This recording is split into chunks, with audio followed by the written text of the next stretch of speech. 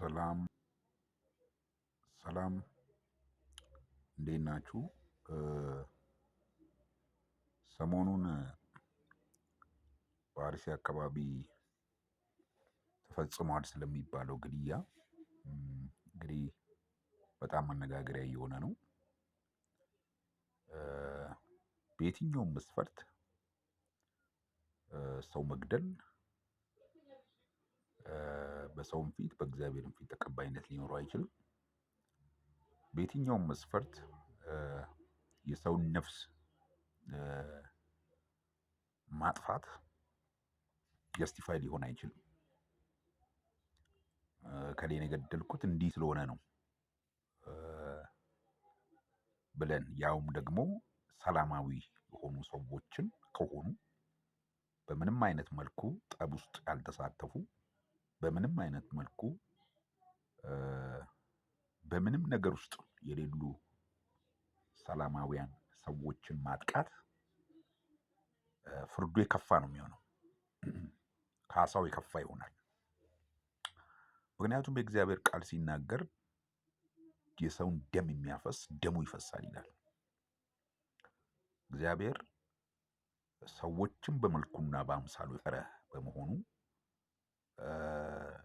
ማንኛውም ሰው የትኛውም ሰው ስላፈሰሰው ንጹህ ደም መለኮት ይጠይቀዋል፣ እግዚአብሔር ይጠይቀዋል፣ እግዚአብሔር ይፈርድበታል። የጊዜ ጉዳይ ነው። ስለዚህ በየትኛውም መልኩ ሰበብ አስባብ እየፈጠራችሁ ሰዎች እርስ በርሱ እንዲጋጩ በማድረግ ሰዎች እርስ በርስ እንዲገዳደሉ በማድረግ እየሰራችሁ ያላችሁ አካላት የእግዚአብሔር ፍርድ ይጠብቃችኋል። ከመንገዳችሁ ተመለሱ።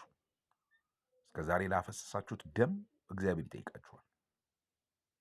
አሁንም አገር ሰላም ነው ብለው በተቀመጡበት ሰዎችን እየሄዳችሁ የምታጠቁ፣ የሰዎችን ነፍስ እየሄዳችሁ የምትነጥቁ፣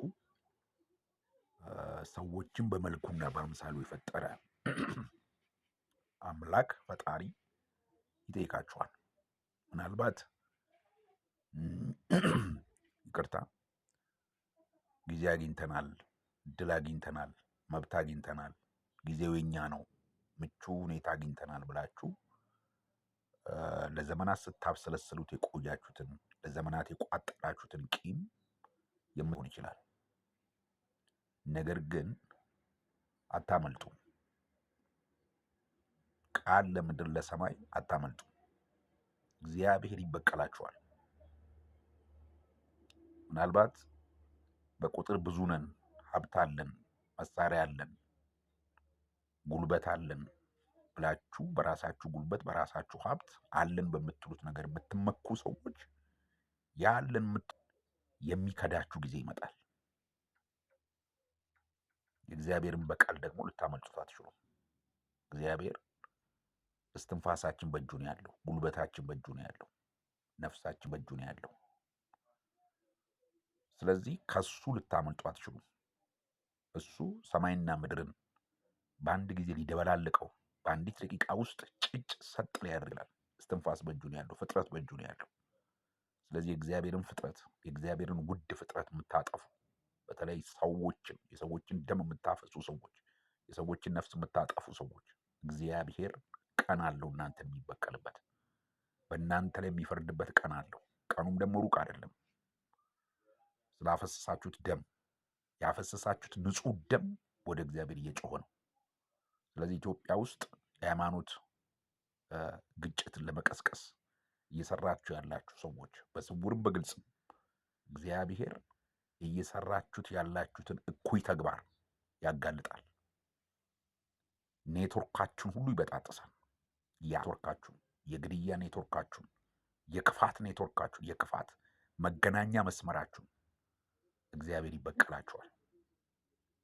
ምናልባት ክፋት የገነነ ፍትህ የተጓደለ ፍርድ የተጓደለ ስሏችሁ ጥያቄ የለንም ብላችሁ እንደፈለጋችሁ የምትፋንኑ እንደፈለጋችሁ ሰዎችን እያጠፋችሁ ሰዎችን እርስ በርስ እያጋጫችሁ እያባላችሁ ያላችሁ የራሳችሁን የክፋት ሴራ እየሰራችሁ የራሳችሁን ጥቅም እያሳደዳችሁ ሌሎች ሰዎች እንዳይኖሩ እየከለከላችሁ ያላችሁ፣ ለሌሎች ሰዎች መኖር እንቅፋት እየሆናችሁ የሌሎችን ሰዎች ህይወት ሲኦል ለማድረግ እየሰራችሁ ያላችሁ ሰዎች እመኑኝ፣ እግዚአብሔር ምስክሬ ነው። እግዚአብሔር ይበቀላችኋል። የእግዚአብሔር በቀል በእናንተ ላይ ይመጣል። ስለዚህ ከድርጊታችሁ ብታርፉ ጥሩ ነው ብዬ ላሳስባችሁ ሞክራለሁ እፈልጋለሁ። እናም እረፉ። እናንተ ሰዎችን ለመግደል ታጥቃችሁ የተነሳችሁ እየመከራችሁ ያላችሁ ባላችሁበት ይሄ መልእክት የሚደርሳችሁ የሰራዊት አምላክ ልዑል እግዚአብሔር የፍጥረት ሁሉ አምላክ የሆነ እግዚአብሔር ስለ ምስኪኖች ስለ ንጹህ ደም መፍሰስ የሚፈርድበት ጊዜ ሩቅ አይሆንም። አመሰግናለሁ።